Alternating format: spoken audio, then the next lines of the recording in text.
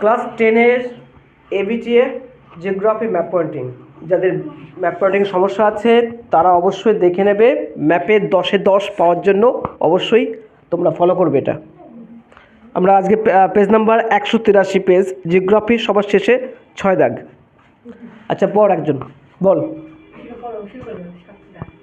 সাতপুরা পর্বত, সাতপুরা ভারতের মিডিলে, এই যে মিডিলে, এখান থেকে সোজাসুজি এভাবে নিয়ে দেখিয়ে দেবে সাতপুরা পর্বত। সব থেকে ইজি, তাহলে পারলেই 1 নাম্বার।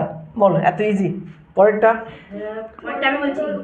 হ্যাঁ, এই তো ইজি আছে তো। তারপরটা বল। করমণ্ডল উপকূল। এই যে তামিলনাড়ুটা, এই যে তামিলনাড়ু এখান থেকে শুরু হচ্ছে, দেখ এখানে চেন্নাইয়ের পাশ থেকে টোটাল যে উপকূলটা, এই এই এই যে অঞ্চলটা দেখে দিতে হবে। এটা হচ্ছে করমণ্ডল উপকূল। ঠিক আছে, করমণ্ডল